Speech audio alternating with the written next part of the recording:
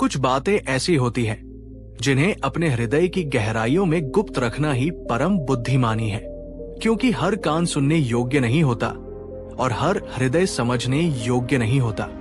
आज की इस विशेष और ध्यानपूर्ण यात्रा में हम जानेंगे बुद्ध द्वारा बताए गए वो 25 रहस्य या 25 अनमोल बातें जिन्हें कभी किसी के साथ साझा नहीं करना चाहिए।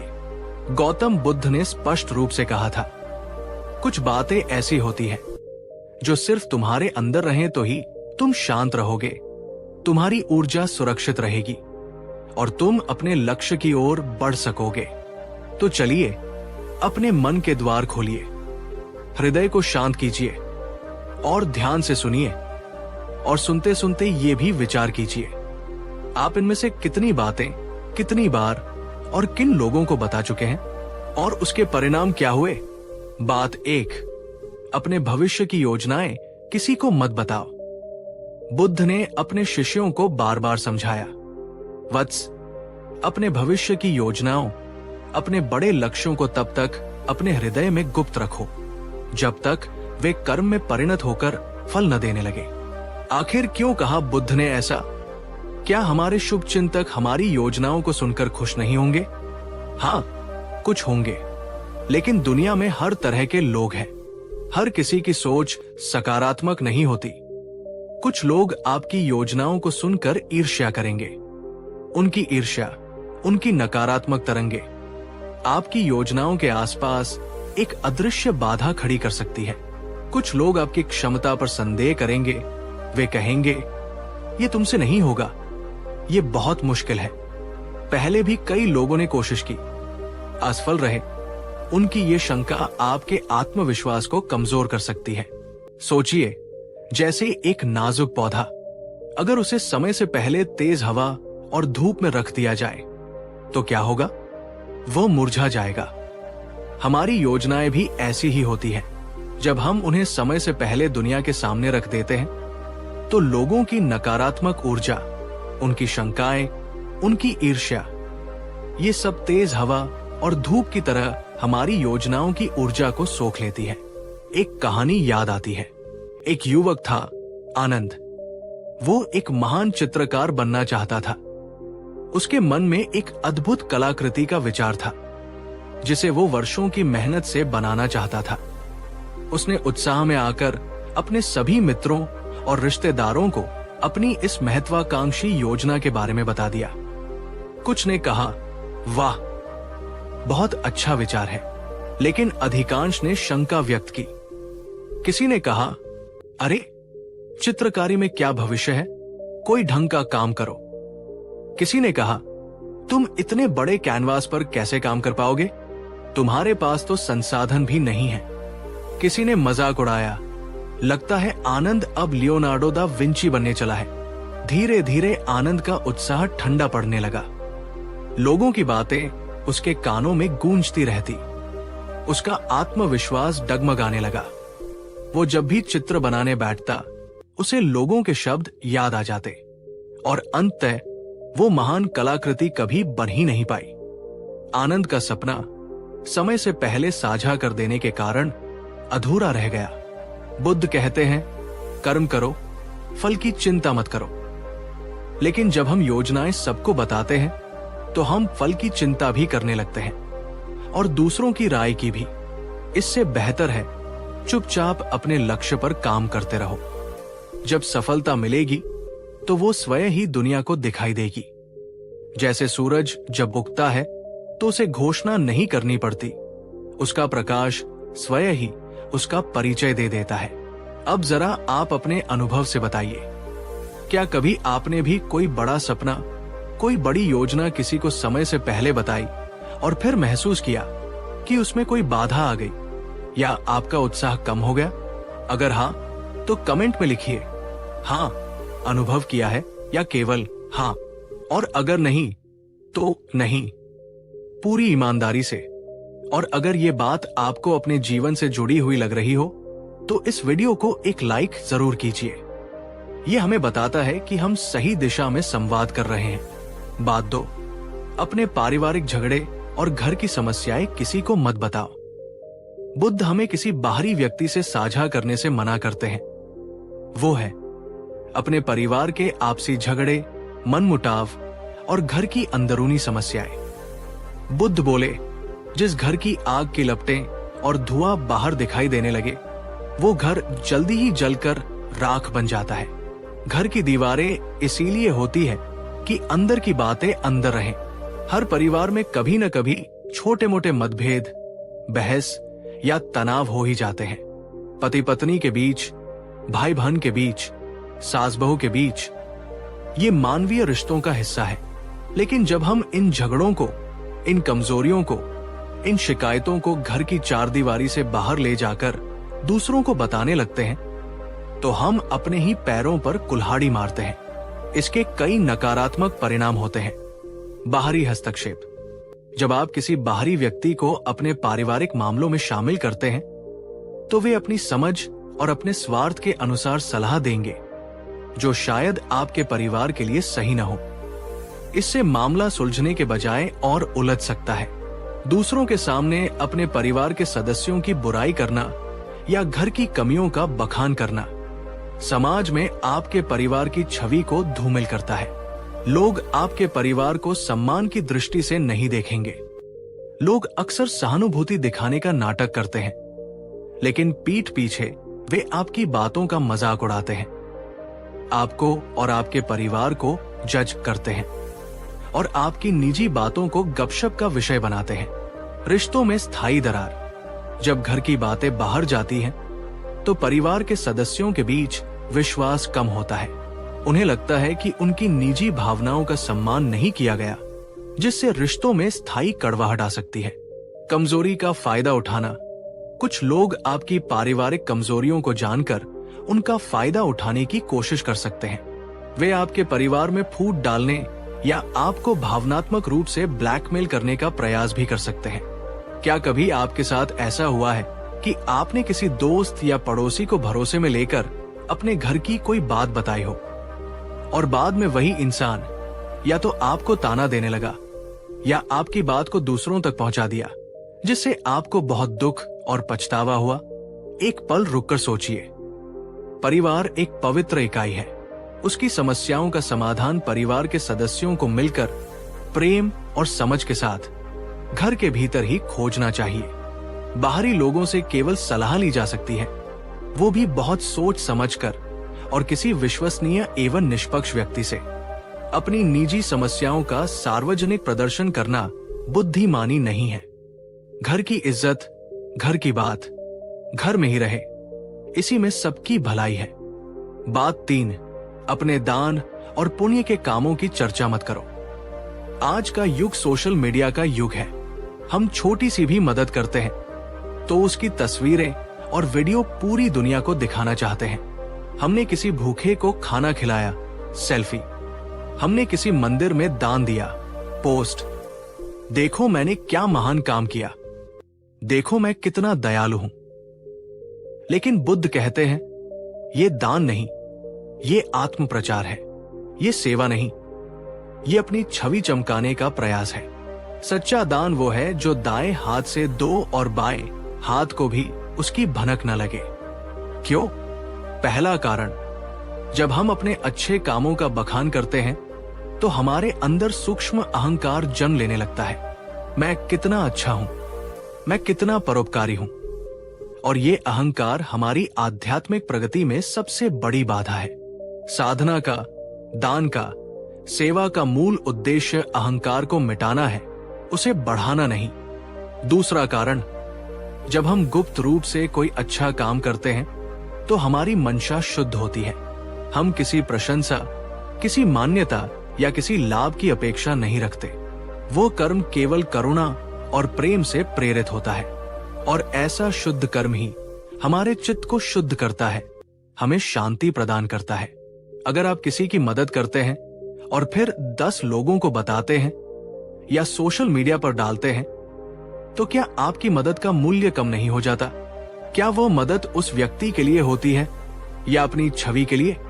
जब आप अपनी साधना, अपने ध्यान के अनुभव, अपनी आध्यात्मिक उपलब्धियों का बखान करते हैं, तो क्या वे अनुभव दिखावे की वस्तु नहीं बन जाते? तो बुद्ध का मार्ग क्या है? अपनी साधना को व्यक्तिगत रखें, अपने दान को गुप्त रखें, अपनी सेवा को निस्वार्थ रखें। जो आनंद, जो शांति आपको इन गुप्त शुभ कर्मों से मिलेगी, वो किसी भी सार्वजनिक प्रशंसा से कहीं अधिक गहरी और स्थायी होगी। अब आप स्वयं से पूछिए, आप क्या गुप्त सेवा करते हैं? या क्या आपने कभी कोई ऐसा दान या मदद की है जिसके बारे में किसी को नहीं बताया? अगर हाँ, और आप सहज महसूस करें, तो नीचे कमेंट में सिर्फ एक प्रार्थना इमोजी या गुप्त सेवा लिख दीजिए। ये आपकी अपनी स्वीकृति होगी, किसी और को दिखाने के लिए नहीं। और अगर आप दूसरों को सच्ची सेवा और गुप्त दान के महत्व के प्रति प्रेरित करना चाहते हैं, तो इस वीडियो को उनके साथ शेयर कीजिए। मित्रों, अगर गौतम बुद्ध की ये बातें आपके दिल को छू रही हैं, अगर इस वीडियो ने आपके भीतर शांति, जागरूकता या सच्चे जीवन की ओर एक छोटा सा कदम भी बढ़ाया है, तो आप सुपर थैंक्स बटन के जरिए इस प्रयास को सहयोग दे सकते हैं। नीचे कमेंट के पास जहां लाइक और शेयर बटन होता है, वही एक सुंदर सा बटन है, उस पर लिखा है थैंक्स या सुपर थैंक्स। बस उस पर क्लिक कीजिए और जो भी सहयोग आपके दिल से आए वो कीजिए। ये सहयोग मुझे और ज्यादा ध्यानपूर्वक और बेहतर कहानियां बनाने की प्रेरणा देता है।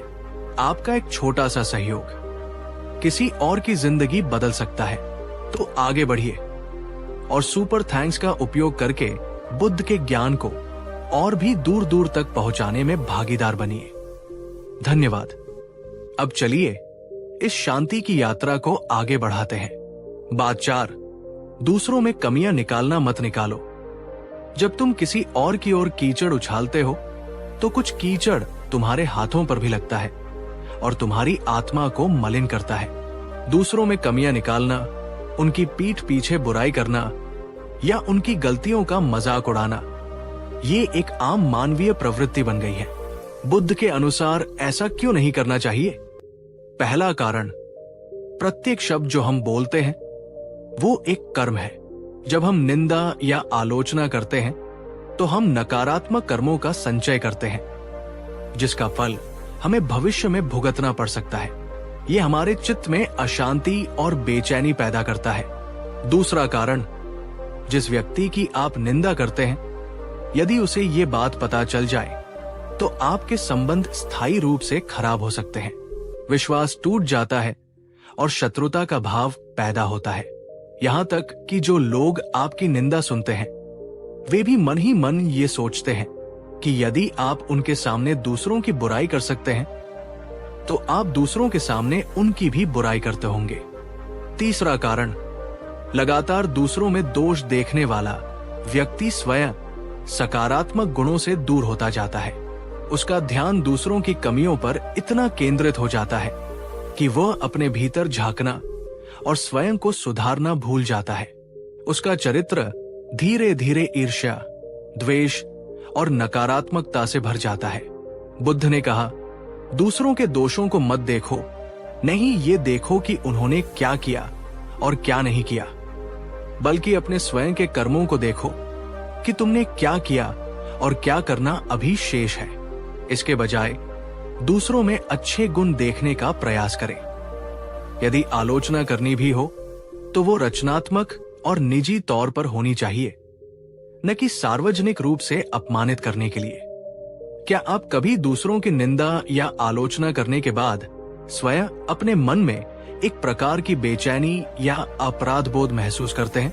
अगर आप वाणी के संयम का महत्व समझते हैं और नकारात्मक बातचीत से बचने का प्रयास करेंगे, तो कमेंट में शुभ वाणी लिखिए। बात 5, अपनी कमजोरी किसी को मत बताओ। जो व्यक्ति बिना सोचे समझे अपनी हर कमजोरी, हर दोष, हर पिछली गलती का ढिंढोरा सबके सामने पीटता है, वो अनजाने में ही दूसरों के हाथों में अपने ऊपर वार करने के लिए तीर थमा देता है। आत्मस्वीकृति यानी अपनी गलतियों और कमजोरियों को स्वयं स्वीकार करना विकास के लिए पहला कदम है। ये बहुत जरूरी है, लेकिन अपनी हर कमी को हर किसी के सामने गाते फिरना बुद्धिमानी नहीं है। क्यों? पहला कारण, दुनिया में ऐसे लोग हैं जो आपकी कमजोरियों का फायदा उठा सकते हैं। यदि उन्हें पता है कि आप किस बात से डरते हैं या आपकी क्या मजबूरी है, तो वे उसका इस्तेमाल आपको ब्लैकमेल करने, आपका शोषण करने या आपको नीचा दिखाने के लिए कर सकते हैं। दूसरा कारण, यदि आप बार बार अपनी किसी विशेष कमजोरी या गलती का जिक्र करते हैं, तो लोग आपको उसी रूप में देखने लगते हैं। आपकी वो कमजोरी आपकी पहचान बन जाती है, भले ही आप उसे सुधारने की कितनी भी कोशिश कर रहे हों।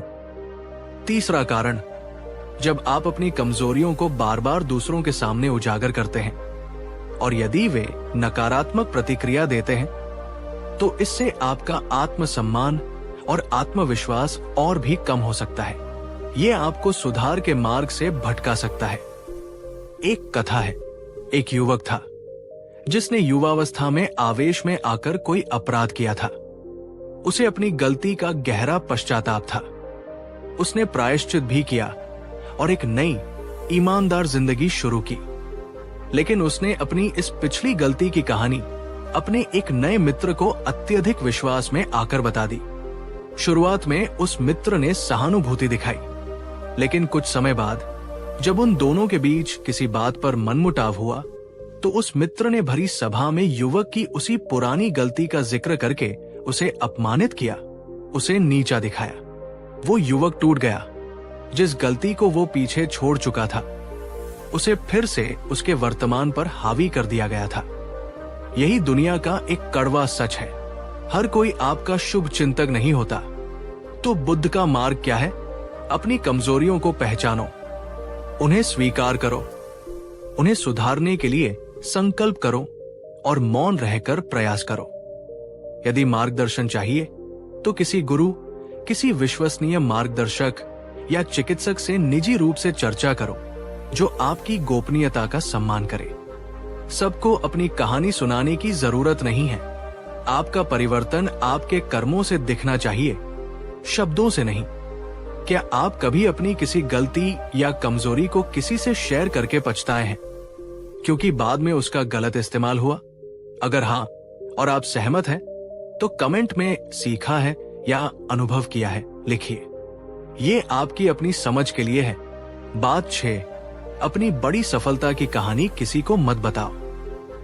अपनी वीरता, अपनी सफलताओं और अपनी उपलब्धियों की कहानियां हर किसी को, विशेषकर बढ़ा चढ़ाकर मत सुनाओ। जो तुम्हारी वास्तविक योग्यता को नहीं समझते या तुमसे ईर्ष्या करते हैं, वे तुम्हारी बातों को या तो अहंकार समझेंगे या तुम्हारी सफलता से और जलेंगे।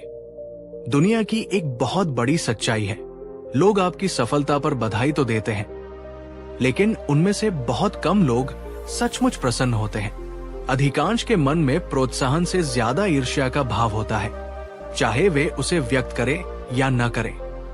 आपने कड़ी मेहनत से कुछ हासिल किया, कोई बड़ी सफलता पाई, ये बहुत अच्छी बात है। आपको स्वयं पर गर्व भी होना चाहिए।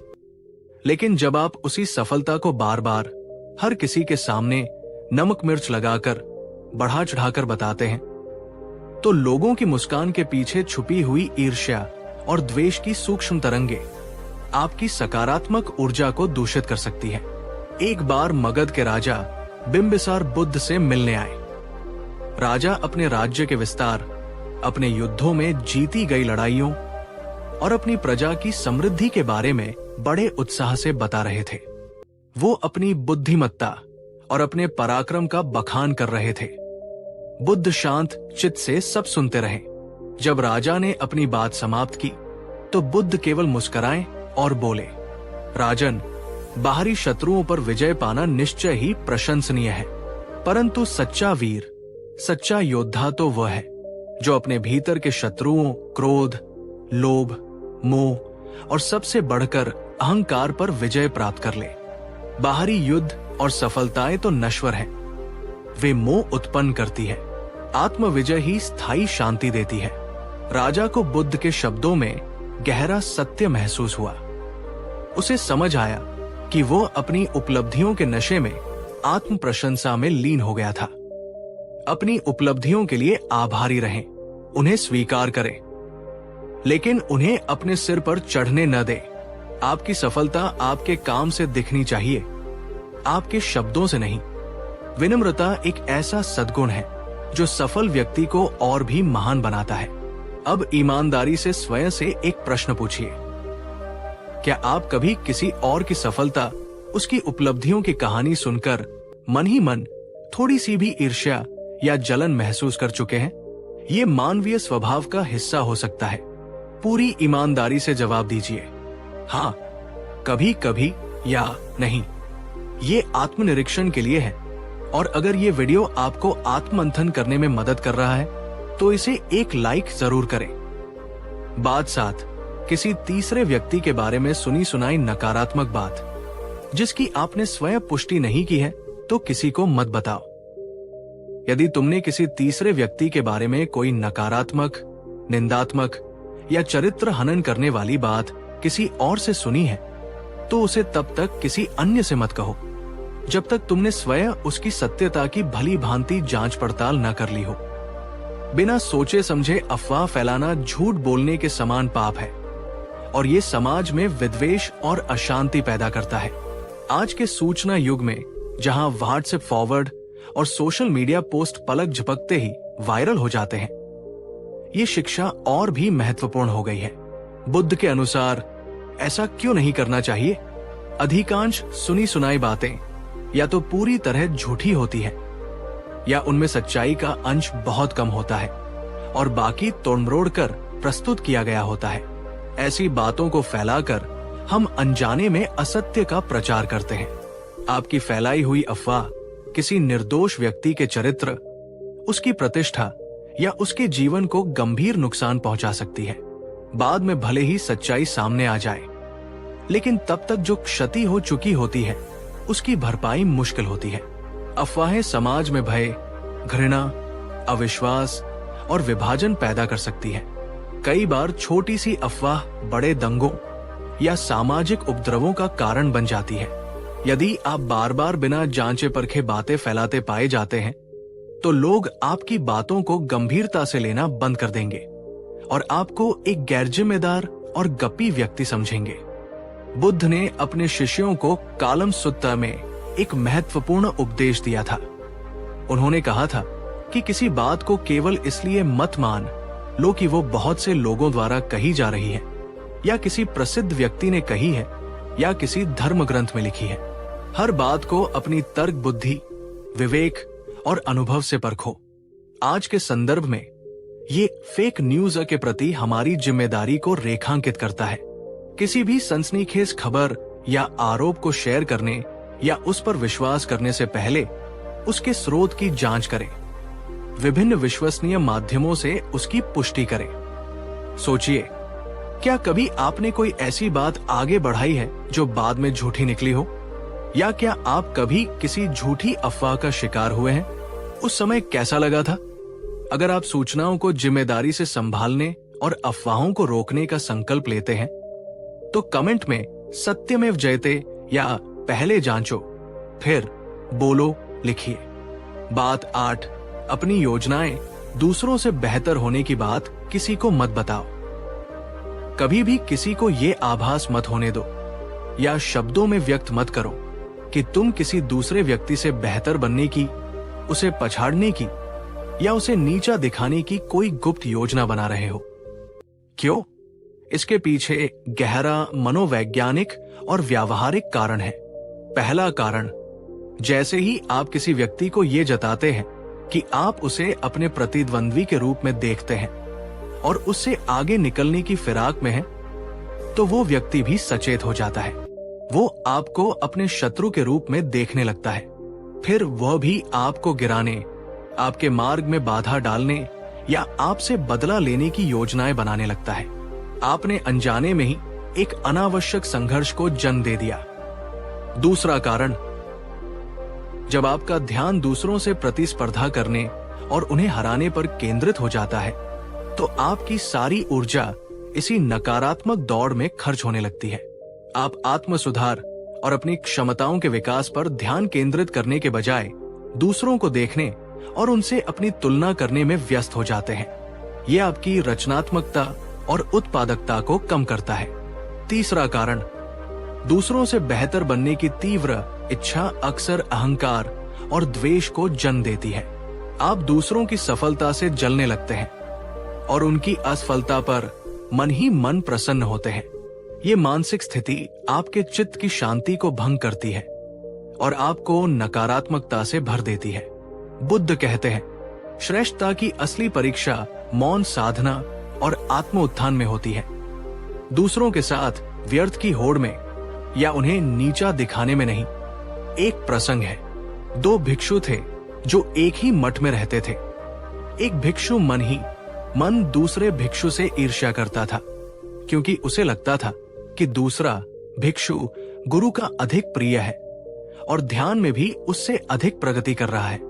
पहले भिक्षु ने मन में ठान लिया कि वो दूसरे भिक्षु से हर हाल में बेहतर बनकर दिखाएगा।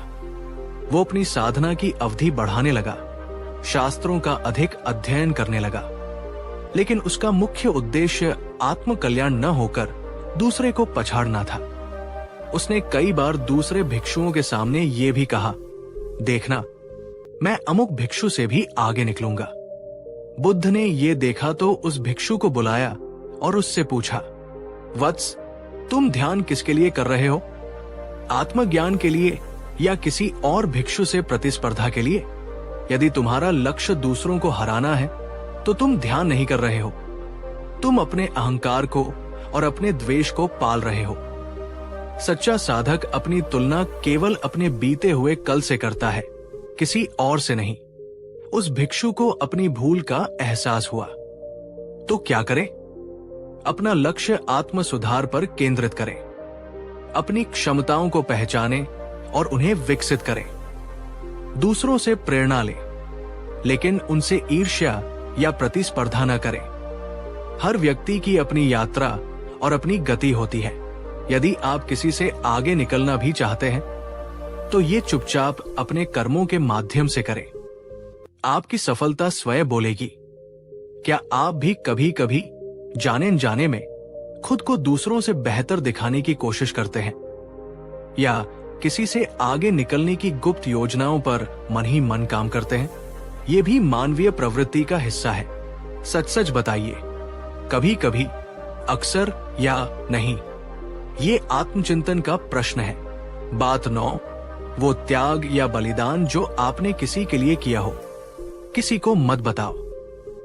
यदि तुमने किसी के लिए कोई त्याग किया है, कोई कष्ट सहा है या कोई बड़ा बलिदान दिया है, तो उस बात को बार बार उस व्यक्ति के सामने या दूसरों के सामने दोहराकर उसे अपने एहसानों के बोझ तले मत दबाओ। सच्चा त्याग वह है जो बिना किसी अपेक्षा के प्रेम और करुणावश किया जाए। जीवन में कई बार हम अपने प्रियजनों, मित्रों या समाज के लिए कुछ त्याग करते हैं। ये मानवीय संबंधों और सामाजिक जीवन का एक महत्वपूर्ण हिस्सा है। लेकिन बुद्ध के अनुसार उस त्याग को बार बार जताना क्यों अनुचित है? संबंधों में कड़वाहट। जब आप किसी पर अपने एहसान का बोझ डालते हैं तो वो व्यक्ति आपके प्रति कृतज्ञ होने के बजाय दबाव और घुटन महसूस करने लगता है। इससे आपके संबंध मधुर होने के बजाय कड़वे हो सकते हैं। आपका त्याग यदि प्रेम और निस्वार्थता से किया गया था तो उसे बार बार जताने से उसका नैतिक मूल्य कम हो जाता है। वो एक सौदा या एक निवेश जैसा लगने लगता है जिसका आप रिटर्न मांग रहे हो। बार बार अपने त्याग का बखान करने से आप अनजाने में स्वयं को एक पीड़ित के रूप में प्रस्तुत करते हैं। देखो, मैंने तुम्हारे लिए क्या क्या किया। ये एक नकारात्मक और अस्वस्थ मानसिकता है। अपेक्षा का बंधन। यदि आपने त्याग करते समय मन में कोई अपेक्षा रखी थी, जैसे कि बदले में कुछ मिलेगा या वो व्यक्ति हमेशा आपका आभारी रहेगा, तो वो अपेक्षा आपको बांधती है और दुख का कारण बनती है। यशोधरा, बुद्ध की पत्नी, ने सिद्धार्थ के महाभिनिष्क्रमण के बाद अपार त्याग और संयम का जीवन व्यतीत किया। जब बुद्ध ज्ञान प्राप्ति के बाद कपिलवस्तु लौटे तो यशोधरा ने अपने त्याग का कोई बखान नहीं किया, नहीं कोई शिकायत की। उनका मौन त्याग बुद्ध के हृदय को भी छू गया। बाद में वे स्वयं भी संघ में शामिल हुई और अरहत्व को प्राप्त किया।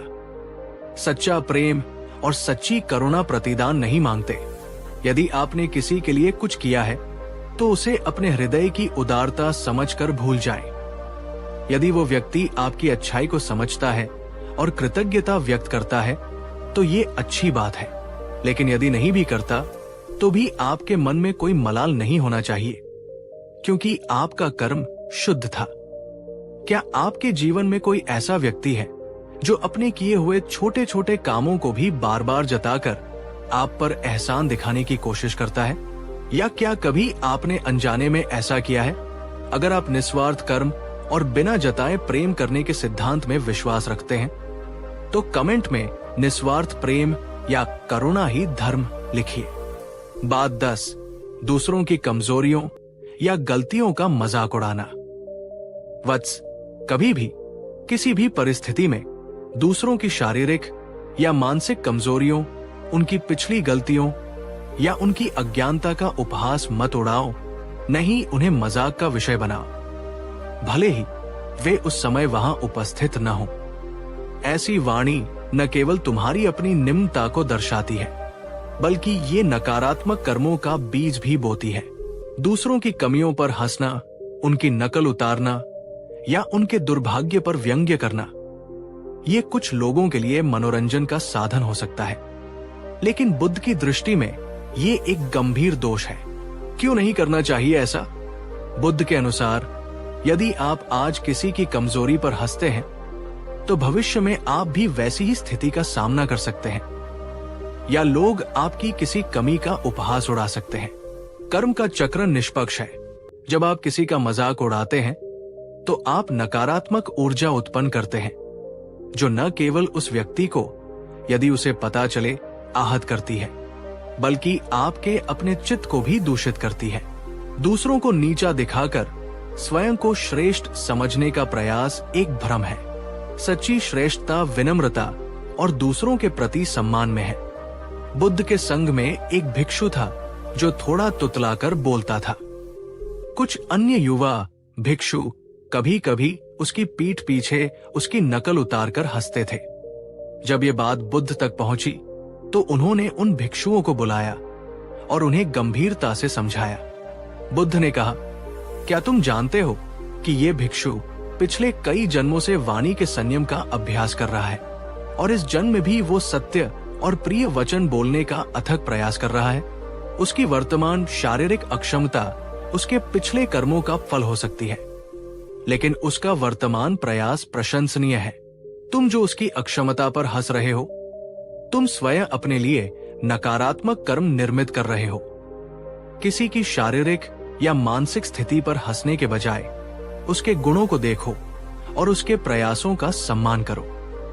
उन भिक्षुओं को अपनी गलती का गहरा पश्चाताप हुआ। इसके बजाय दूसरों के प्रति सहानुभूति रखें। यदि कोई गलती करता है तो उसे सुधारने में मदद करें, न कि उसका मजाक उड़ाएं। यदि किसी में कोई कमी है तो उसे स्वीकार करें और उसके साथ सम्मानजनक व्यवहार करें। क्या आप कभी किसी ऐसी महफिल का हिस्सा रहे हैं जहां किसी अनुपस्थित व्यक्ति का मजाक उड़ाया जा रहा था? उस समय आपको कैसा महसूस हुआ था?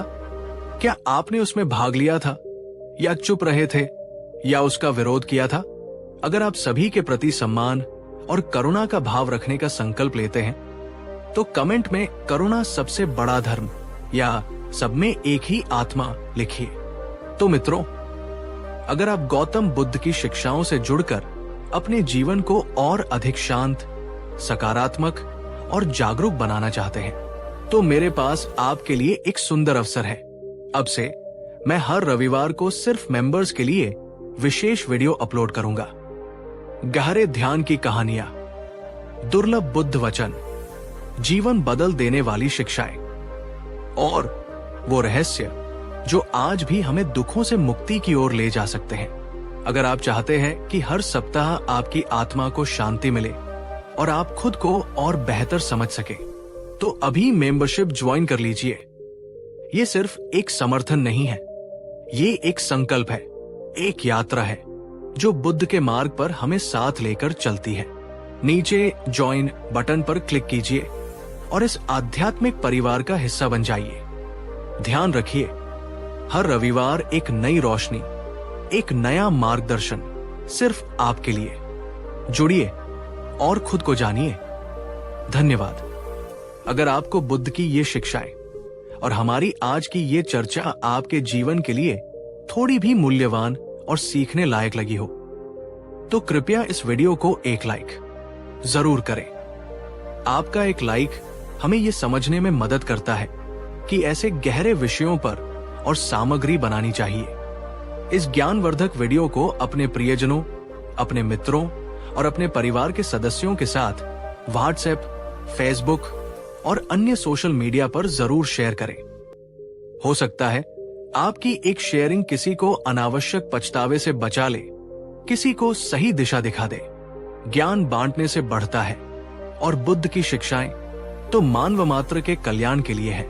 और हाँ, अगर आप भविष्य में भी गौतम बुद्ध की शिक्षाओं, जीवन बदलने वाली कहानियों, ध्यान और आध्यात्मिकता से जुड़े ऐसे ही गहरे और प्रेरणादायक वीडियो देखना चाहते हैं, तो हमारे चैनल को सब्सक्राइब करना बिल्कुल मत भूलिए और साथ में जो घंटी का निशान है उसे भी दबा दीजिए, ताकि हमारे नए वीडियो की सूचना आपको सबसे पहले मिल सके। तो आइए एक बार फिर अपने मन को एकाग्र करें, अपनी आत्मा को खुला रखें और बुद्ध की इन अमृत वाणियों को अपने जीवन में उतारने का प्रयास करें। बात 11, अपनी आर्थिक स्थिति और धन संपत्ति का ब्यौरा हर किसी को मत दो। धन एक ऐसी चीज जिसके इर्द गिर्द आज की दुनिया घूमती नजर आती है। हम धन कमाने के लिए कड़ी मेहनत करते हैं, अपने जीवन का एक बड़ा हिस्सा इसे अर्जित करने में लगाते हैं, लेकिन बुद्ध हमें इस धन के प्रदर्शन के प्रति सावधान करते हैं। उन्होंने कहा, जिस प्रकार सुगंधित पुष्प अपनी सुगंध को स्वयं नहीं गाता, वो तो बस फैल जाती है, उसी प्रकार सच्चा धन मौन में फलता फूलता है, प्रदर्शन में नहीं। इसका क्या अर्थ है? जब हम अपनी आर्थिक स्थिति, अपनी संपत्ति, अपनी आय का ब्यौरा हर किसी को देते हैं, तो हम अनजाने में कई नकारात्मक शक्तियों को आमंत्रित कर लेते हैं। सोचिए, आप किसी महफिल में हैं और आपने बड़े गर्व से बताया कि आपने हाल ही में एक बड़ी प्रॉपर्टी खरीदी है या आपको एक बड़ा बोनस मिला है। उस महफिल में बैठे हर व्यक्ति के मन में आपके लिए केवल शुभकामनाएं ही होंगी, ये जरूरी नहीं। बुद्ध के अनुसार धन का अनावश्यक प्रदर्शन दो प्रमुख समस्याओं को जन्म देता है, ईर्ष्या और द्वेष। ये मानव स्वभाव है कि हम अक्सर दूसरों के पास जो है उससे अपनी तुलना करने लगते हैं। जब कोई व्यक्ति आपकी समृद्धि के बारे में सुनता है तो संभव है कि उसके मन में ईर्ष्या का भाव जागे। ये ईर्ष्या प्रत्यक्ष रूप से न सही, परोक्ष रूप से आपके लिए नकारात्मक ऊर्जा का निर्माण कर सकती है। लोग आपके पीठ पीछे बातें बना सकते हैं या आपकी सफलता से जलकर आपको नुकसान पहुंचाने की भी सोच सकते हैं। जब लोगों को पता चलता है कि आपके पास धन है, तो कई बार वे आपसे अनुचित अपेक्षाएं पालने लगते हैं। कुछ लोग आपसे उधार मांग सकते हैं, कुछ आपसे मदद की उम्मीद कर सकते हैं और कुछ तो सिर्फ आपके धन के कारण आपसे मित्रता का दिखावा भी कर सकते हैं। ये सब आपके लिए मानसिक तनाव और रिश्तों में कड़वाहट का कारण बन सकता है। एक छोटी कहानी का उदाहरण, एक व्यापारी था, बहुत धनी। उसे अपनी संपत्ति का प्रदर्शन करने का बड़ा शौक था। वो जहां भी जाता अपने नए खरीदे हुए आभूषणों, अपनी बड़ी गाड़ियों और अपने आलीशान घर की बातें करता। धीरे धीरे उसके आसपास ऐसे लोगों की भीड़ जमा हो गई जो केवल उसके धन के कारण उससे जुड़े थे। जब व्यापार में उसे घाटा हुआ और उसकी आर्थिक स्थिति डामवाडोल हुई, तो वे सभी तथाकथित मित्र गायब हो गए। वो अकेला रह गया और उसे समझ आया कि उसने अपने धन का प्रदर्शन करके कितनी बड़ी भूल की थी। बुद्ध का ये उपदेश हमें कंजूस बनने या अपनी सफलता को छिपाने के लिए नहीं कहता, बल्कि ये हमें विवेकपूर्ण और सुरक्षित रहने की सलाह देता है। अपनी मेहनत की कमाई का आनंद ले, उसे अच्छे कार्यों में लगाए, लेकिन उसका ढिंढोरा पीटने से बचे। सच्चा धन वह है जो शांति और सुरक्षा दे, न कि भय और ईर्ष्या। क्या आप मानते हैं कि आज के सोशल मीडिया के युग में लोग अपनी आर्थिक स्थिति का बहुत ज्यादा प्रदर्शन करते हैं? और क्या इसके कुछ नकारात्मक परिणाम आपने देखे हैं? अपनी राय नीचे कमेंट्स में जरूर व्यक्त करें। दोस्तों, अगर बुद्ध की ये दूसरी बात आपको महत्वपूर्ण लगी हो और आप इसे अपने जीवन का हिस्सा बनाना चाहेंगे, तो इस वीडियो को अपने उन दोस्तों के साथ शेयर करें जिन्हें आप सुरक्षित और सचेत देखना चाहते हैं। बात 12, अपने प्रेम संबंधों और अत्यंत निजी रिश्तों की गहराइयों का दिखावा या चर्चा हर किसी से मत करो। प्रेम शायद मनुष्य की सबसे खूबसूरत और सबसे गहरी भावनाओं में से एक। जब हम किसी से प्रेम करते हैं तो हमारा जीवन रंगों से भर जाता है, संगीत से भर जाता है। एक गहरा और सच्चा रिश्ता हमारी आत्मा को पोषण देता है। लेकिन बुद्ध हमें इस अत्यंत निजी और पवित्र भावना के संबंध में भी एक महत्वपूर्ण सावधानी बरतने की सलाह देते हैं। वे कहते हैं, प्रेम उस कोमल पुष्प की भांति है जो एकांत में खिलता है और अपनी सुगंध बिखेरता है। यदि तुम उसे हर किसी के सामने लाकर बार बार दिखाओगे तो दुनिया की नजरें और हवाएं उसे मुरझा सकती है। आज के सोशल मीडिया के युग में हम देखते हैं कि लोग अपने प्रेम संबंधों की हर छोटी बड़ी बात, हर तस्वीर, हर भावना को सार्वजनिक रूप से साझा करते हैं। कपल गोल्स का प्रदर्शन होता है, हर रोमांटिक पल को दुनिया के सामने रखा जाता है। लेकिन क्या इससे रिश्ते सच में मजबूत होते हैं या उनमें एक तरह का दबाव और दिखावा आ जाता है? बुद्ध के अनुसार अपने प्रेम संबंधों और निजी रिश्तों की अत्यधिक चर्चा या दिखावा करने के कुछ नकारात्मक पहलू हो सकते हैं। नजर लगना ये एक पारंपरिक मान्यता हो सकती है, लेकिन इसके पीछे एक मनोवैज्ञानिक सत्य है। जब आप अपने खुशहाल रिश्ते का बहुत ज्यादा प्रदर्शन करते हैं तो कुछ लोगों के मन में ईर्ष्या या नकारात्मक भावनाएं उत्पन्न हो सकती है। ये नकारात्मक ऊर्जा चाहे कितनी भी सूक्ष्म क्यों न हो, आपके रिश्ते की सकारात्मकता को प्रभावित कर सकती है। अनावश्यक तुलना और अपेक्षाएं। जब आपका रिश्ता सार्वजनिक होता है तो लोग उसकी तुलना दूसरे रिश्तों से करने लगते हैं। वे आपसे अपेक्षाएं पालने लगते हैं। आपके रिश्ते पर एक सामाजिक दबाव बन जाता है कि वो हमेशा परफेक्ट दिखे, जो कि वास्तविक जीवन में संभव नहीं है। ये दबाव आपके और आपके साथी के बीच तनाव पैदा कर सकता है। हर रिश्ते में कुछ बातें, कुछ पल ऐसे होते हैं जो केवल दो लोगों के बीच रहने चाहिए। वे उस रिश्ते की नींव होते हैं, उसकी अंतरंगता का प्रतीक होते हैं। जब हम इन बातों को हर किसी से साझा करने लगते हैं तो उस रिश्ते की पवित्रता और गोपनीयता भंग होती है। सलाह के नाम पर हस्तक्षेप। आपके रिश्ते के बारे में सुनकर कई लोग बिन मांगी सलाह देने लगते हैं या आपके और आपके साथी के बीच की छोटी मोटी बातों में भी हस्तक्षेप करने की कोशिश करते हैं। इससे गलतफहमियां बढ़ सकती है और रिश्ते में दरार आ सकती है। बुद्ध का ये उपदेश प्रेम को छिपाने या उसे न जीने के लिए नहीं है। प्रेम का आनंद ले, उसे जिए, अपने साथी का सम्मान करें, लेकिन अपने रिश्ते की गरिमा और पवित्रता को बनाए रखें। कुछ बातें, कुछ भावनाएं, कुछ पल सिर्फ आपके और आपके साथी के लिए होते हैं। उन्हें दुनिया की नजरों से बचाकर रखना ही उस रिश्ते को और गहरा और मजबूत बनाता है। सच्चा प्रेम दिखावे का मोहताज नहीं होता। वो दो दिलों के बीच एक मौन संवाद होता है जिसे दुनिया को सुनाने की जरूरत नहीं होती। क्या आप मानते हैं कि आजकल लोग अपने रिश्तों का बहुत ज्यादा प्रदर्शन करते हैं? और क्या इसका उनके रिश्तों पर कोई नकारात्मक प्रभाव पड़ता है? आपकी क्या राय है कि एक स्वस्थ रिश्ते में कितनी गोपनीयता होनी चाहिए? कमेंट्स में अपने विचार व्यक्त करें और लिखें। सच्चा प्रेम मौन में खिलता है। बात 13, दूसरों की गुप्त और निजी बातें किसी से मत बोलो। वत्स, यदि किसी ने तुम पर विश्वास करके अपने हृदय का कोई रहस्य, कोई गुप्त बात या अपनी कोई निजी वेदना तुम्हें सौंपी है, तो उस विश्वास की मृत्यु तक रक्षा करना। उसे कभी भी, किसी भी परिस्थिति में किसी तीसरे व्यक्ति के सामने प्रकट मत करना। क्यों? ये इतना महत्वपूर्ण क्यों है? पहला कारण, जब कोई व्यक्ति आप पर भरोसा करके अपनी सबसे कमजोर, सबसे निजी बात बताता है, तो वो आपको अपनी आत्मा का एक हिस्सा सौंपता है। उस भरोसे को तोड़ना, उस रहस्य को उजागर करना केवल एक गलती नहीं, ये एक गहरा विश्वासघात है। ये उस व्यक्ति की भावनाओं को चकनाचूर कर देता है और आपके चरित्र पर एक अमिट दाग लगा देता है। दूसरा कारण, जो व्यक्ति दूसरों के रहस्यों को संभाल कर नहीं रख सकता, उस पर भविष्य में कोई और विश्वास नहीं करेगा।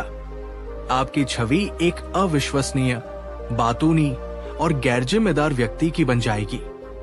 लोग आपसे कतराने लगेंगे, अपनी महत्वपूर्ण बातें आपसे साझा करने से डरेंगे। तीसरा कारण, बुद्ध ने कर्म के सिद्धांत को बार बार समझाया है। जैसा बोओगे वैसा काटोगे। यदि आप किसी के विश्वास को तोड़ते हैं तो भविष्य में कोई आपका विश्वास भी तोड़ेगा। यदि आप किसी की पीठ पीछे उसकी गुप्त बातें फैलाते हैं तो आपकी गुप्त बातें भी इसी तरह फैल सकती है। ये प्रकृति का नियम है। एक कथा है, दो मित्र थे, जीवक और पूर्णिक। जीवक ने एक बार भारी मन से पूर्णिक को अपने जीवन की एक ऐसी गलती के बारे में बताया जिसका उसे गहरा पश्चाताप था और जिसे वह दुनिया से छिपाकर रखना चाहता था। पूर्णिक ने उसे सांत्वना दी और विश्वास दिलाया कि ये बात उन दोनों के बीच ही रहेगी। कुछ समय बाद पूर्णिक का किसी अन्य व्यक्ति से विवाद हो गया। क्रोध और आवेश में उस व्यक्ति को नीचा दिखाने के लिए पूर्णिक ने जीवक के उसी रहस्य को सबके सामने उजागर कर दिया। जीवक को जब यह पता चला तो उसका हृदय टूट गया। उसका सबसे अच्छा मित्र ही उसका विश्वासघाती निकला। उस दिन न केवल उनकी मित्रता समाप्त हुई, बल्कि पूर्णिक ने समाज में अपनी विश्वसनीयता भी खो दी। लोग उसे विश्वासघाती पूर्णिक कहने लगे। बुद्ध कहते हैं, दूसरे के रहस्य को अपने हृदय में वैसे ही दफन कर दो जैसे तुम अपने सबसे मूल्यवान खजाने को सुरक्षित स्थान पर छिपाते हो। गॉसिप करना, दूसरों की निजी जिंदगी में ताक झांक करना या किसी की कही हुई बात को नमक मिर्च लगाकर फैलाना, ये सब इसी श्रेणी में आता है। सोशल मीडिया के इस युग में ये और भी आसान हो गया है, लेकिन इसके परिणाम उतने ही घातक हैं। अब आप स्वयं से पूछिए, क्या कभी किसी ने आप पर विश्वास करके कोई रहस्य बताया है? और क्या आपने उस विश्वास को निभाया है? या क्या कभी किसी ने आपका विश्वास तोड़ा है, आपकी गुप्त बात को फैलाकर? उस समय आपको कैसा महसूस हुआ था? अगर आप सहमत हैं कि दूसरों के रहस्य सुरक्षित रखने चाहिए, तो कमेंट में लिखिए, विश्वास अनमोल है या सिर्फ। और अगर ये बात आपको महत्वपूर्ण लग रही है तो इस वीडियो को एक लाइक अवश्य दीजिए। बात 14, बीती हुई बुरी बातें, शिकायतें और पुराने घाव किसी से मत कहो। अपने अतीत के दुखों, अपमानों, शिकायतों और कड़वी यादों को बार बार कुरेदकर अपने वर्तमान को दूषित मत करो, और न ही उन्हें दूसरों के सामने बार बार दोहराकर उनके मन में भी नकारात्मकता घोलो। अतीत एक मरा हुआ बोझ है। उसे अपने कंधों पर ढोते रहने वाला कभी शांति नहीं पा सकता। हम में से कई लोग अतीत की किसी बुरी घटना, किसी के द्वारा किए गए अपमान या किसी पुरानी असफलता को अपने मन में जीवित रखते हैं। हम बार बार उसी के बारे में सोचते हैं, उसी की चर्चा करते हैं। क्यों नहीं करना चाहिए ऐसा? पहला कारण, वर्तमान की खुशियों का नाश। जब आप अतीत के अंधेरे में जीते हैं तो आप वर्तमान के प्रकाश को देख ही नहीं पाते। आपके आसपास कितनी भी खुशियां हो, आपका मन उन्हीं पुरानी बातों में उलझा रहता है और आप वर्तमान के सुनहरे अवसरों को खो देते हैं। दूसरा कारण, जब आप लगातार अपनी शिकायतों और बुरी यादों का रोना रोते हैं तो आप न केवल स्वयं नकारात्मक ऊर्जा से भर जाते हैं, बल्कि अपने आसपास के लोगों को भी उसी नकारात्मकता से प्रभावित करते हैं। लोग धीरे धीरे ऐसे व्यक्ति से दूर भागने लगते हैं जो हमेशा शिकायतें करता रहता है। तीसरा कारण, अतीत को पकड़कर रखने का अर्थ है स्वयं को निरंतर एक पीड़ित की भूमिका में देखना। मेरे साथ ऐसा हुआ, उसने मेरे साथ ये किया। ये मानसिकता आपको कमजोर बनाती है और आपको जीवन में आगे बढ़ने से रोकती है। बुद्ध के पास एक बार एक व्यक्ति आया जो हर समय अपने दुर्भाग्य और लोगों द्वारा किए गए बुरे व्यवहार की शिकायतें करता रहता था। उसने कहा, भगवान, मेरे जीवन में केवल दुख ही दुख है। मेरे रिश्तेदारों ने मुझे धोखा दिया, मेरे मित्रों ने मेरा साथ छोड़ दिया, भाग्य ने कभी मेरा साथ नहीं दिया। बुद्ध ने उसे देखा और कहा, वत्स, तुम एक ऐसे व्यक्ति की तरह हो जो एक मृत शरीर को अपनी पीठ पर लादे घूम रहा है। वो शरीर सड़ रहा है, दुर्गंध फैला रहा है और तुम्हारे वर्तमान जीवन को भी नरक बना रहा है। जब तक तुम उस मृत अतीत को उतारकर फेंक नहीं दोगे, तुम्हें शांति कैसे मिलेगी? जो बीत गया वो बीत गया, उससे सीख लो और आगे बढ़ो। बुद्ध का संदेश है, क्षमा करो, भूलो और आगे बढ़ो। क्षमा दूसरों के लिए नहीं, अपने लिए करो, ताकि तुम उस बोझ से मुक्त हो सको। आज के समय में सोशल मीडिया पर पुरानी शिकायतों को लेकर बहस करना या हर बातचीत में अपने पुराने दुखों का बखान करना, ये सब इसी श्रेणी में आता है। ये आपको मानसिक रूप से थका देता है। अब जरा सोचिए, क्या आप भी अतीत की किसी बात, किसी शिकायत या किसी पुराने घाव को आज भी अपने मन में उतना ही ताजा रखे हुए हैं? क्या वह आपको वर्तमान में खुश रहने दे रहा है? अगर आप अतीत को छोड़कर वर्तमान में जीने का संकल्प लेना चाहते हैं तो कमेंट में लिखिए, वर्तमान में जीना है या आगे बढ़ना है। और दूसरों को भी इस नकारात्मक चक्र से बाहर निकलने में मदद करने के लिए इस वीडियो को उनके साथ शेयर कीजिए। बात 15, किसी के द्वारा आपको दिया गया अपमान या कड़वे शब्द किसी से मत कहो। यदि कोई तुम्हारा अपमान करता है, तुम्हें कड़वे शब्द कहता है या तुम्हारे साथ बुरा व्यवहार करता है, तो उस अपमान को अपने हृदय में स्थान मत दो। उसे एक ऐसा अनचाहा उपहार समझो जिसे तुमने स्वीकार करने से इनकार कर दिया है। यदि तुम उसे स्वीकार नहीं करोगे तो वो उसी के पास लौट जाएगा जिसने उसे भेजा था। जीवन में ऐसे अवसर आते हैं जब हमें दूसरों के क्रोध, उनकी ईर्ष्या या उनकी अज्ञानता के कारण अपमान या कटु वचनों का सामना करना पड़ता है। ऐसे में हमारी स्वाभाविक प्रतिक्रिया होती है दुख, क्रोध या बदला लेने की भावना। लेकिन बुद्ध हमें एक उच्च मार्ग दिखाते हैं। क्यों हमें अपमान को मन में नहीं रखना चाहिए? पहला कारण, स्वयं को पीड़ा देना। जब आप किसी के द्वारा कहे गए अपमानजनक शब्दों को अपने मन में बार बार दोहराते हैं तो आप वास्तव में स्वयं को ही बार बार पीड़ा पहुंचाते हैं। वो व्यक्ति तो कहकर चला गया, लेकिन आपने उसके शब्दों को अपने भीतर जीवित रखा है। दूसरा कारण, अपमान को याद रखने से क्रोध और घृणा बढ़ती है, जो आपके मन की शांति को भंग करती है और आपको नकारात्मक बना देती है।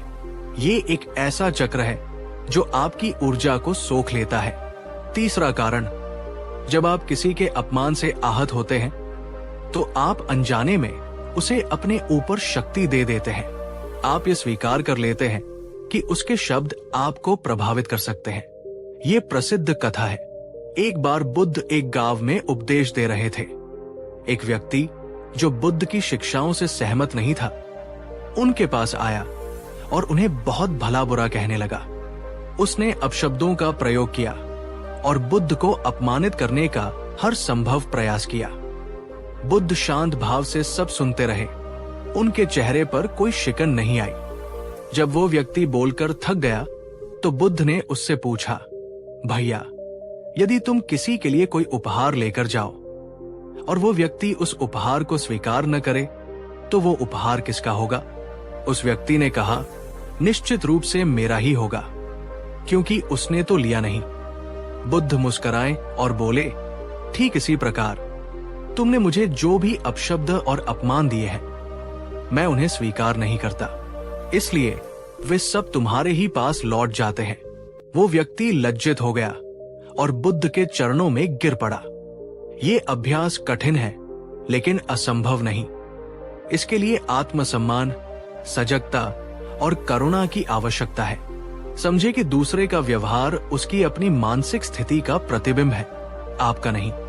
जब कोई आपका अपमान करता है तो आप आमतौर पर क्या प्रतिक्रिया देते हैं?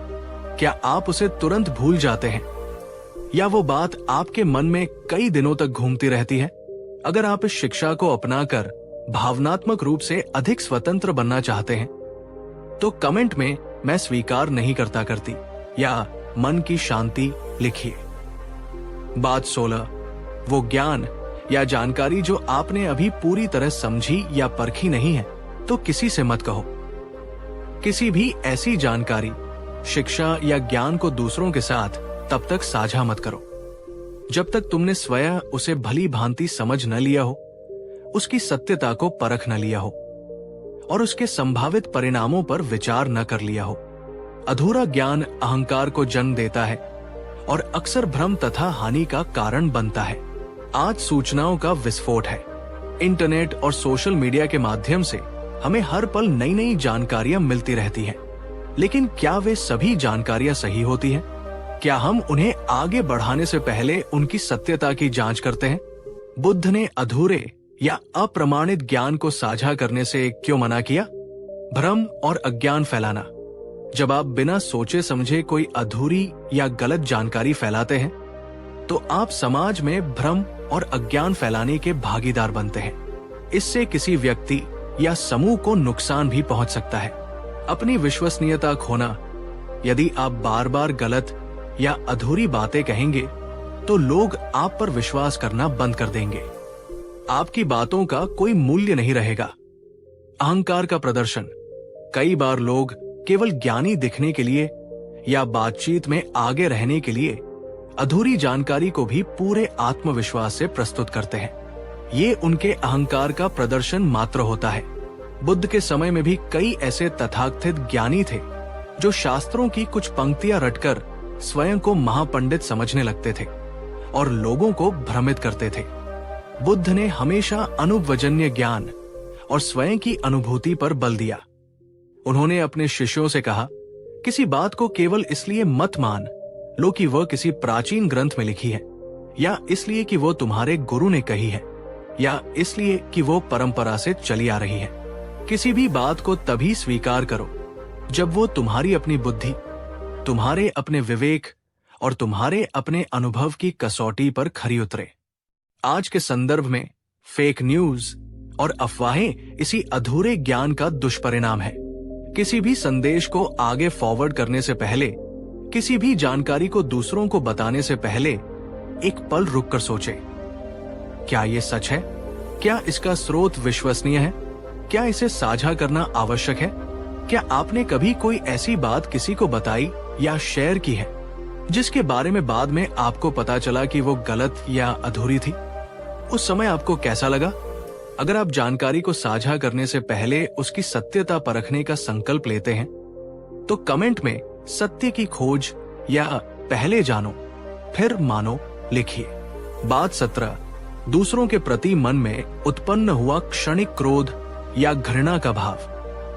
वत्स, यदि किसी व्यक्ति के व्यवहार या किसी परिस्थिति के कारण तुम्हारे मन में किसी के प्रति क्षणिक क्रोध, द्वेष या घृणा का भाव उत्पन्न हो तो उसे तुरंत अपनी वाणी से व्यक्त मत कर दो और नहीं उसे अपने कार्यों में झलकने दो जब तक कि तुमने स्वयं उस भाव को समझकर शांत न कर लिया हो।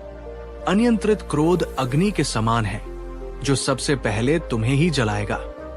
मनुष्य होने के नाते कभी कभी दूसरों के अनुचित व्यवहार, अन्याय या अपनी अपेक्षाओं के टूटने पर हमारे मन में क्रोध या नकारात्मक भाव आ सकते हैं। ये स्वाभाविक है, लेकिन बुद्ध के अनुसार उस क्षणिक आवेग में आकर उसे तुरंत व्यक्त कर देना क्यों हानिकारक है? क्रोध में कहे गए शब्द या किए गए कार्य अक्सर ऐसे घाव दे जाते हैं जो कभी नहीं भरते। बाद में पछतावा होने पर भी आप उन शब्दों को वापस नहीं ले सकते या उस कार्य को अनकिया नहीं कर सकते। इससे संबंध स्थायी रूप से टूट सकते हैं। क्रोध की स्थिति में हमारी विवेक बुद्धि क्षीण हो जाती है। हम सही और गलत का भेद नहीं कर पाते और ऐसे निर्णय ले लेते हैं जो हमारे और दूसरों के लिए हानिकारक होते हैं। क्रोध एक अत्यंत तीव्र और नकारात्मक ऊर्जा है। इसे व्यक्त करने में हमारी बहुत सी मानसिक और शारीरिक ऊर्जा नष्ट हो जाती है, जिसका उपयोग हम किसी रचनात्मक कार्य में कर सकते थे। क्रोध में किया गया प्रत्येक नकारात्मक कार्य एक नया कर्म बंधन बनाता है, जिसका फल हमें भविष्य में भुगतना पड़ता है।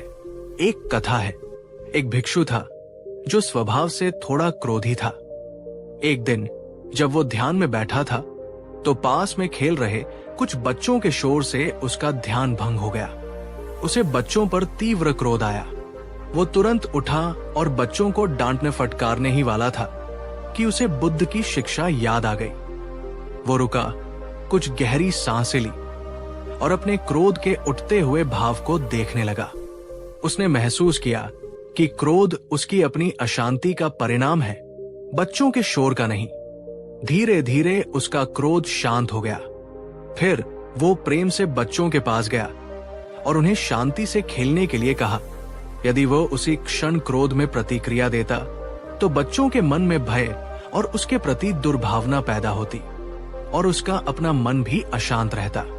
बुद्ध कहते हैं, क्रोध को प्रेम से जीतो, असत्य को सत्य से जीतो।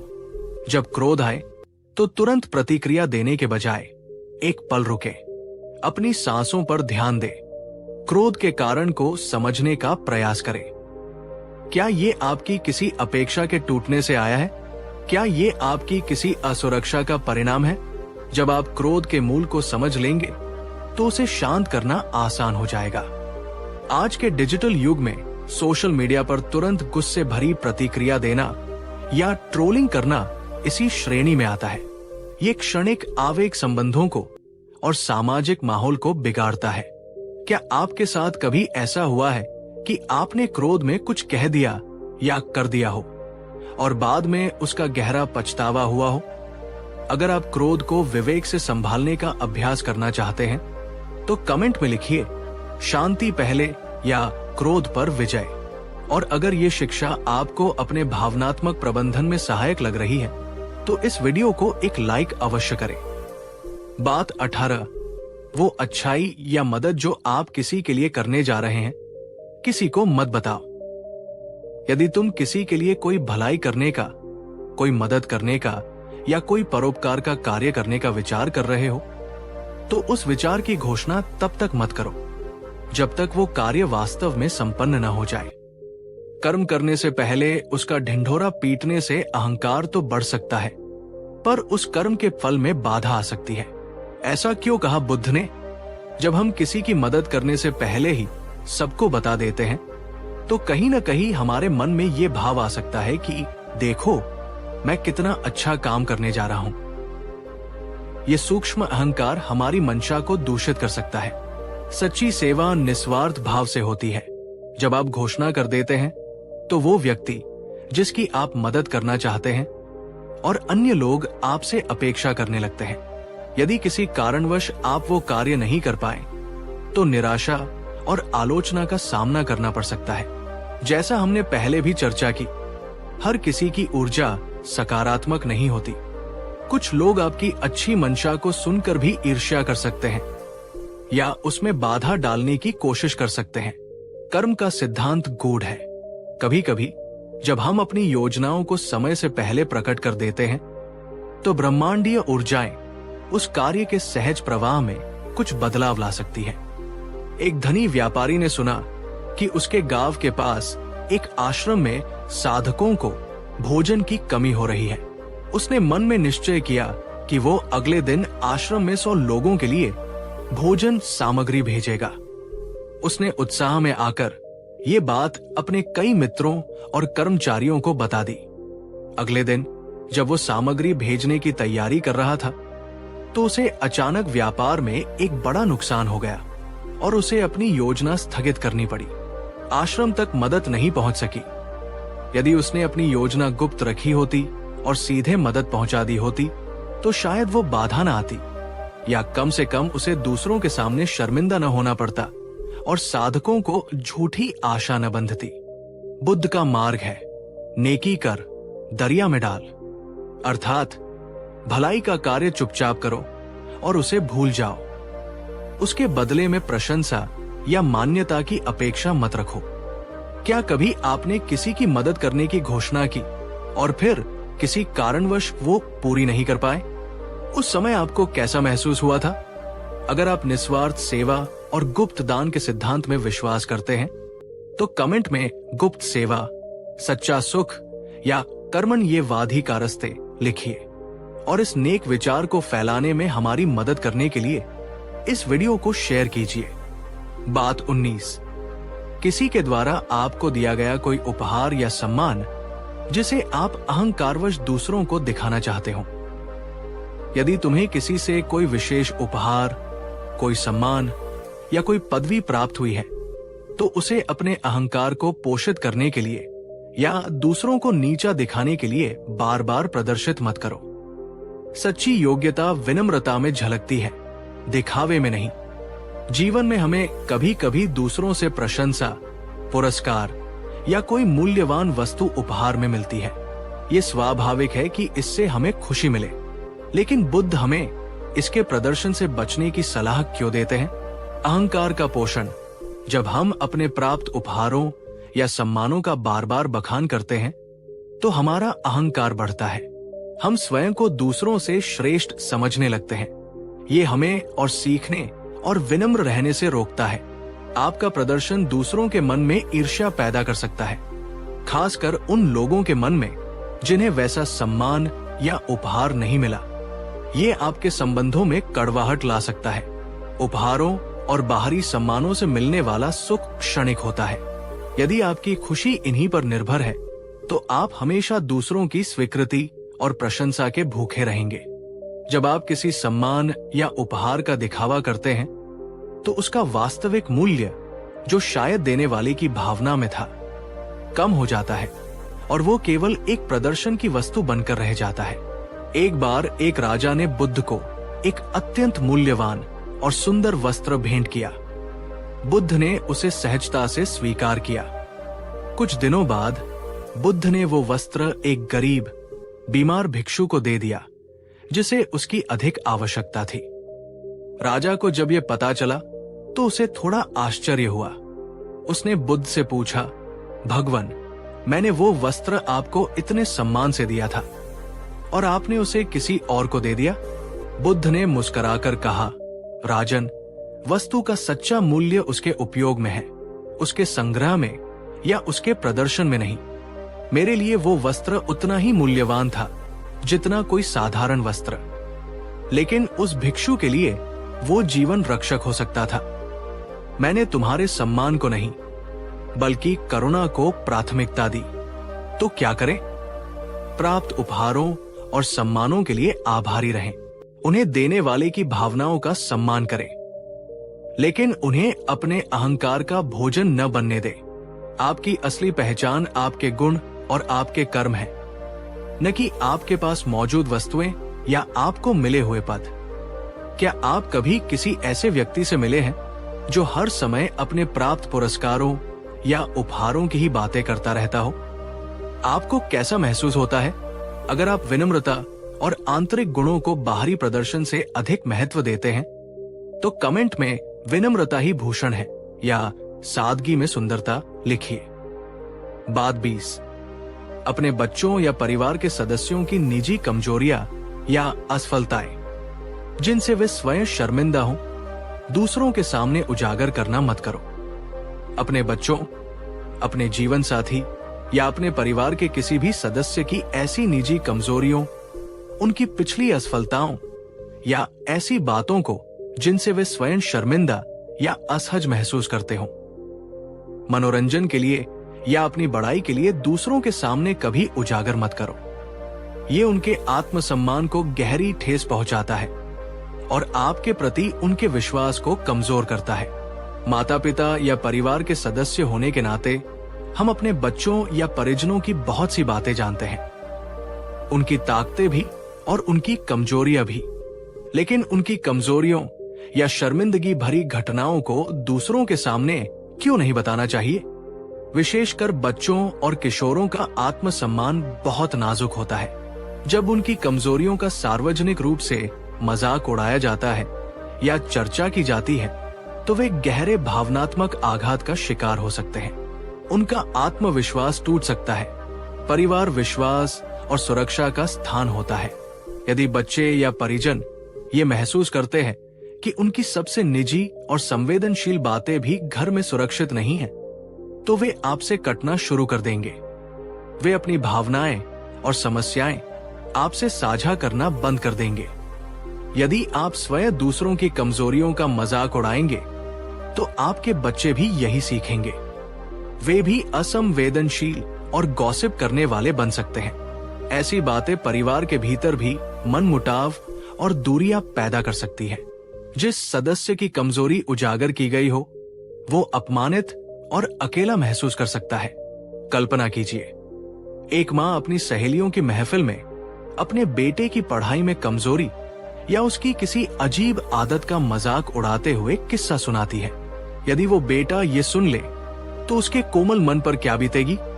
क्या वो अपनी माँ पर दोबारा भरोसा कर पाएगा? बुद्ध का मार्ग है अपने परिवार को एक सुरक्षित और प्रेमपूर्ण आश्रय प्रदान करना। उनकी गलतियों पर उन्हें निजी तौर पर समझाएं, उन्हें सुधारने में मदद करें, उनका हौसला बढ़ाएं, लेकिन उनकी कमजोरियों को दूसरों के मनोरंजन का साधन न बनने दें। क्या आपके बचपन का कोई ऐसा अनुभव है जब आपकी किसी कमजोरी को दूसरों के सामने उजागर किया गया हो और आपको बहुत बुरा लगा हो? या क्या आप एक अभिभावक के तौर पर इस बात का ध्यान रखते हैं? अगर आप पारिवारिक संबंधों में विश्वास, सम्मान और गोपनीयता बनाए रखने के महत्व को समझते हैं, तो कमेंट में परिवार ही पहली पाठशाला या संवेदनशील बने लिखिए। बात 21, वो सूक्ष्म ईर्ष्या या द्वेष जो आपके मन में किसी की प्रगति या खुशी देखकर उत्पन्न हो। वत्स, यदि तुम्हारे मन में किसी अन्य व्यक्ति की सफलता, उसकी खुशी, उसके गुणों या उसकी प्रगति को देखकर ईर्ष्या, द्वेष या जलन का कोई सूक्ष्म भाव भी उत्पन्न हो, तो उसे तुरंत अपनी वाणी, अपने चेहरे के हाव भाव या अपने कार्यों के माध्यम से प्रकट मत होने दो। ईर्ष्या एक ऐसी अग्नि है जो सबसे पहले तुम्हारे ही मन की शांति और सद्गुणों को भस्म करती है। ईर्ष्या एक बहुत ही आम मानवीय भावना है, लेकिन ये अत्यंत विनाशकारी भी है। ये अक्सर तब उत्पन्न होती है जब हम अपनी तुलना दूसरों से करते हैं और स्वयं को उनसे कमतर पाते हैं। बुद्ध ने इस सूक्ष्म ईर्ष्या को भी प्रकट करने से क्यों रोका? जब आप ईर्ष्या महसूस करते हैं और उसे किसी भी रूप में व्यक्त करते हैं, जैसे किसी की सफलता को कम करके आंकना, उसकी पीठ पीछे बुराई करना या उसके आनंद में बाधा डालना, तो आप अपने आसपास नकारात्मक ऊर्जा फैलाते हैं। ईर्ष्या करने वाला व्यक्ति कभी सुखी नहीं रह सकता। वो हमेशा दूसरों की उपलब्धियों से जलता रहता है और अपने भीतर कड़वाहट और असंतोष भरता रहता है।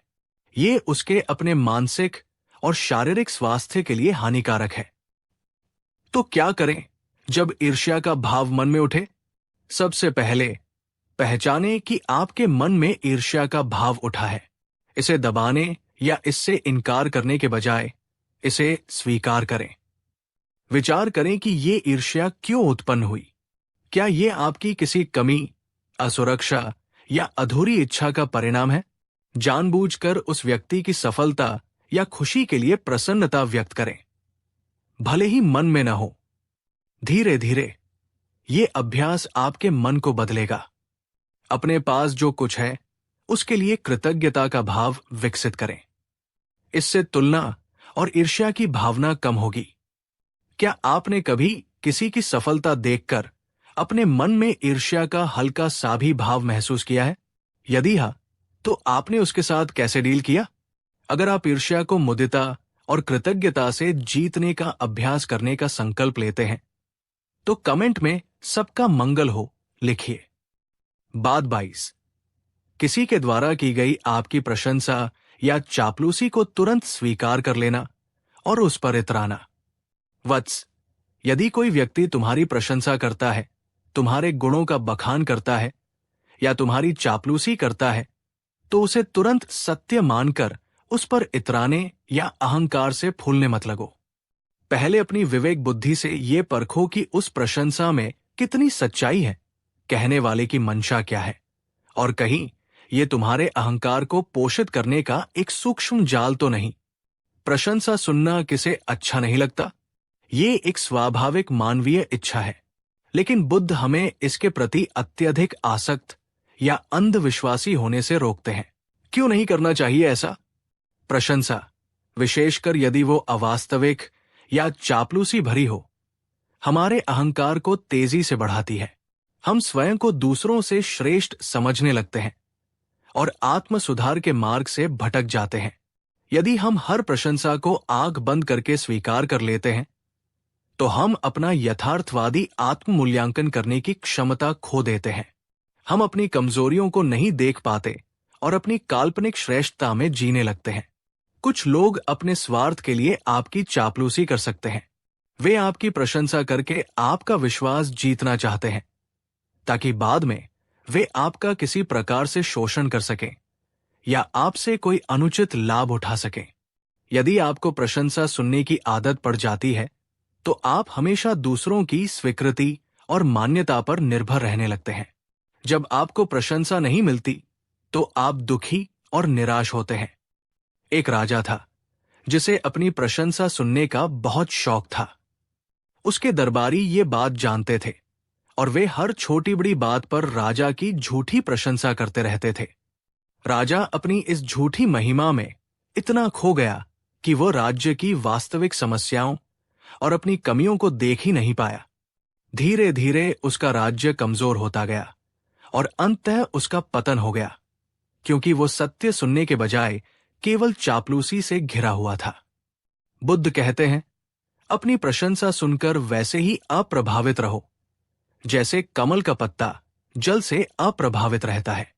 प्रशंसा मिले तो विनम्रता से धन्यवाद दो, लेकिन उसे अपने सिर पर मत चढ़ने दो। अपनी आंतरिक कसौटी पर उसे परखो। आलोचना सुनने का भी साहस रखो, क्योंकि कई बार सच्ची आलोचना हमें सुधार का अवसर देती है।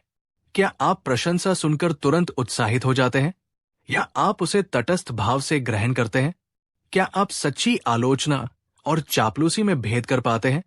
अगर आप प्रशंसा और आलोचना दोनों को संभाव से देखने का अभ्यास करना चाहते हैं, तो कमेंट में संभावी योग या अहंकार से मुक्ति लिखिए।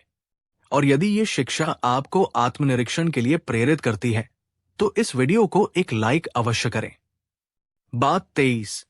वो कोई बड़ा आर्थिक लाभ या अप्रत्याशित धन प्राप्ति जिसकी अभी पुष्टि नहीं हुई हो, या जो अभी पूरी तरह आपके अधिकार में न आया हो, तो किसी को मत बताना। बुद्ध ने लोभ और आसक्ति को दुख का कारण बताया। उनकी 32वीं शिक्षा हमें धन और भौतिक लाभ के प्रति एक संतुलित और विवेकपूर्ण दृष्टिकोण रखने की प्रेरणा देती है। यदि तुम्हें भविष्य में कोई बड़ा आर्थिक लाभ होने की संभावना दिख रही हो, कोई अप्रत्याशित धन मिलने की उम्मीद हो, जैसे लॉटरी, विरासत या कोई बड़ा सौदा, तो उसकी चर्चा तब तक किसी से मत करो जब तक वो लाभ पूरी तरह से पुष्ट न हो जाए और वो धन तुम्हारे सुरक्षित अधिकार में न आ जाए। समय से पहले ऐसी घोषणाएं अनावश्यक उम्मीदें, ईर्ष्या और कभी कभी खतरे भी पैदा कर सकती है।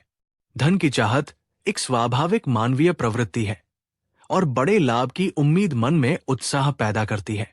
लेकिन बुद्ध ऐसी अपुष्ट धन प्राप्ति की घोषणा से बचने की सलाह क्यों देते हैं?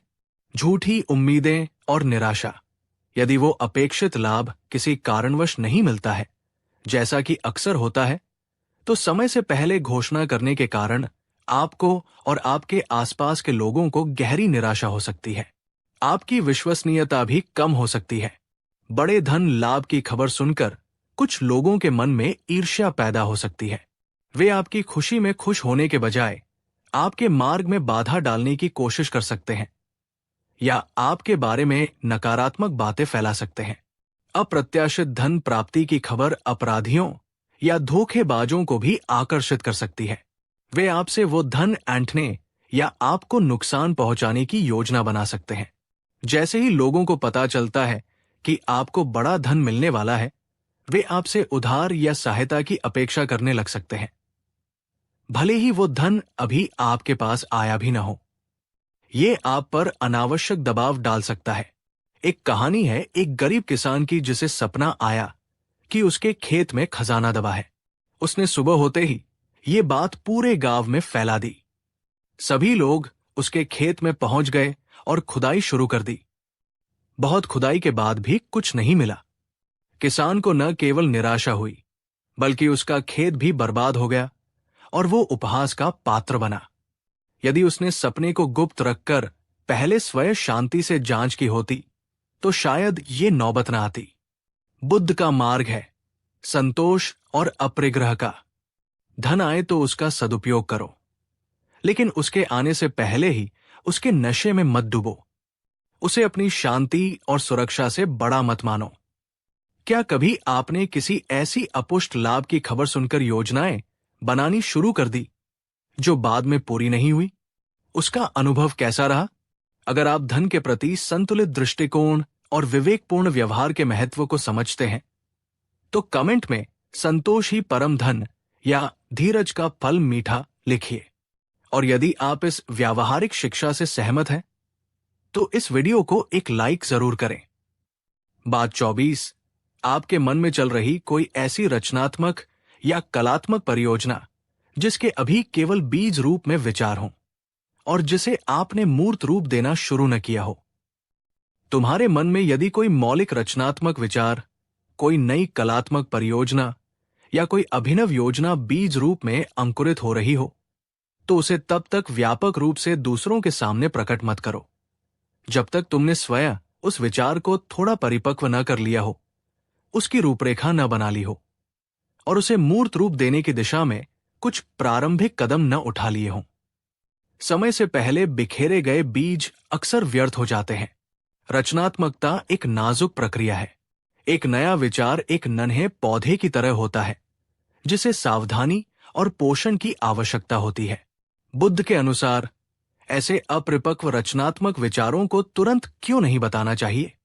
कुछ लोग आपके मौलिक विचार को सुनकर उसे अपना बता सकते हैं या उसे तोड़मरोड़ कर प्रस्तुत कर सकते हैं, जिससे आपके मूल विचार की नवीनता और शक्ति क्षीण हो सकती है।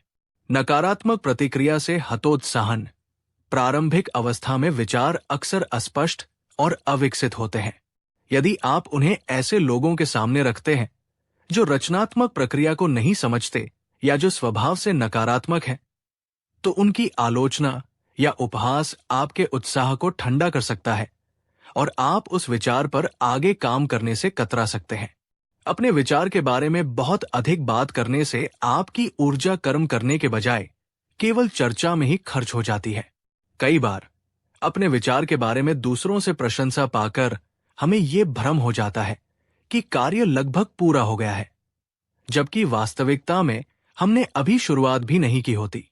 ये हमें वास्तविक कर्म करने से रोकता है। अनेक महान कलाकारों, लेखकों और वैज्ञानिकों ने अपने सबसे महत्वपूर्ण कार्यों को वर्षों तक एकांत में गोपनीयता से विकसित किया है। जब उनका कार्य एक परिपक्व अवस्था में पहुंच गया, तभी उन्होंने उसे दुनिया के सामने प्रस्तुत किया। तो क्या करें? अपने रचनात्मक विचारों को अपनी डायरी में लिखें, उन पर चिंतन करें, उनकी रूपरेखा बनाएं, छोटे छोटे प्रयोग करें। जब आपको लगे कि आपका विचार थोड़ा ठोस आकार ले चुका है और आप उसके प्रति गंभीर हैं, तब आप उसे कुछ विश्वसनीय और सकारात्मक सोच वाले मित्रों या मार्गदर्शकों के साथ साझा कर सकते हैं, ताकि आपको रचनात्मक प्रतिक्रिया मिल सके। क्या आपके मन में कोई ऐसा रचनात्मक सपना है जिसे आप दुनिया के साथ साझा करना चाहते हैं? क्या आप उसे सही समय पर सही तरीके से प्रस्तुत करने की योजना बना रहे हैं? अगर आप रचनात्मक ऊर्जा के संरक्षण और विचारों को मूर्त रूप देने के महत्व को समझते हैं, तो कमेंट में पहले कर्म, फिर चर्चा या रचनात्मकता एक साधना लिखिए। बात 25, अपने गहरे दुख, पीड़ा और व्यक्तिगत त्रासदियों की पूरी कहानी हर किसी को मत बताओ। अपने जीवन के गहरे दुखों, अपनी असहनीय पीड़ाओं, अपने साथ हुई त्रासदियों और अपने मन के घावों की पूरी कहानी हर राह चलते व्यक्ति को, हर सुनने वाले को मत बताओ। ये बात सुनने में थोड़ी कठोर लग सकती है। आखिर दुख बांटने से ही तो कम होता है, ऐसा हमने सुना है। लेकिन बुद्ध का दृष्टिकोण यहां भी अत्यंत सूक्ष्म और व्यावहारिक है। इसे समझने के लिए हमें किसा गौतमी की प्रसिद्ध कथा को याद करना होगा। किसा गौतमी का एकमात्र पुत्र मर गया था। वो अपने मृत बच्चे को गोद में लिए पागलों की तरह घर घर भटक रही थी, किसी ऐसी औषधि की तलाश में जो उसके पुत्र को जीवित कर दे। लोग उसे बुद्ध के पास ले गए। बुद्ध ने उसकी अपार पीड़ा को देखा और अत्यंत करुणा से कहा, गौतमी, मैं तुम्हारे पुत्र के लिए औषधि बना दूंगा, लेकिन उसके लिए तुम्हें एक ऐसे घर से सरसों के कुछ दाने लाने होंगे जहां आज तक किसी की मृत्यु न हुई हो। वो बेचारी औरत आशा की एक किरण लिए पूरे गांव में, नगर में घर घर घूमी, लेकिन उसे एक भी घर ऐसा न मिला जहां कभी किसी प्रियजन की मृत्यु न हुई हो। हर द्वार से उसे यही सुनने को मिला, बहन, हमारे यहां तो अभी कुछ समय पहले ही किसी की मृत्यु हुई है, या हमारे दादाजी, हमारी दादी जी, हमारे बच्चे, कोई न कोई तो गया ही है। शाम तक थक हार कर जब उसे सत्य का बोध हुआ, वो बुद्ध के पास लौटी। उसे समझ आ गया, दुख जीवन का एक सार्वभौमिक सत्य है। ये केवल मेरे साथ नहीं, ये हर किसी के जीवन का हिस्सा है, लेकिन हर कोई इसे अपने अपने तरीके से, अक्सर चुपचाप और गरिमा के साथ सहता है। बुद्ध कहते हैं, जब तुम अपने दुख का अत्यधिक बखान हर किसी के सामने करते हो, तो कई बार लोग तुम्हारी पीड़ा को समझ नहीं पाते। कुछ लोग तुम्हारे आंसुओं का उपहास कर सकते हैं, कुछ तुम्हारी बातों को गपशप का विषय बना सकते हैं, और कुछ तुम्हारी कमजोरी का फायदा भी उठा सकते हैं। इसका अर्थ ये नहीं है कि अपने दुख को दबाकर रखो। यदि आपके पास कोई सच्चा मित्र, कोई विश्वसनीय गुरु या कोई ऐसा व्यक्ति है जो वास्तव में आपकी पीड़ा को समझ सकता है और सही मार्गदर्शन दे सकता है, तो उससे अपने मन की बात अवश्य कहनी चाहिए। लेकिन अपने घावों को हर किसी के सामने प्रदर्शित करना उन्हें भरने की बजाय और गहरा कर सकता है। क्या आपके जीवन में कभी ऐसा अनुभव हुआ है जब आपने किसी गलत व्यक्ति से अपना दुख साझा किया और बाद में पछतावा हुआ कि काश ये बात न कही होती? बुद्ध का मार्ग हमें सिखाता है कि दुख को समझें, उसे स्वीकार करें और फिर उससे ऊपर उठने का प्रयास करें, न कि उसमें डूबकर हर किसी से सहानुभूति की भीख मांगे। सच्ची शक्ति दुख को गरिमा से सहने और उससे सीखने में है। प्रिय आत्मिक मित्रों, यदि बुद्ध की ये गहन और जीवन स्पर्शी शिक्षाएं आपको प्रेरित करती है और आपको लगता है कि ये आपके और दूसरों के जीवन में सकारात्मक बदलाव ला सकती है, तो कृपया इस वीडियो को एक लाइक देकर अपना समर्थन व्यक्त करें। यह हमें ऐसे और सार्थक विषयों पर काम करने की प्रेरणा देता है। इस ज्ञान के प्रकाश को औरों तक भी पहुंचाएं। इस वीडियो को अपने प्रियजनों, मित्रों और उन सभी के साथ शेयर करें जिन्हें आप आत्मिक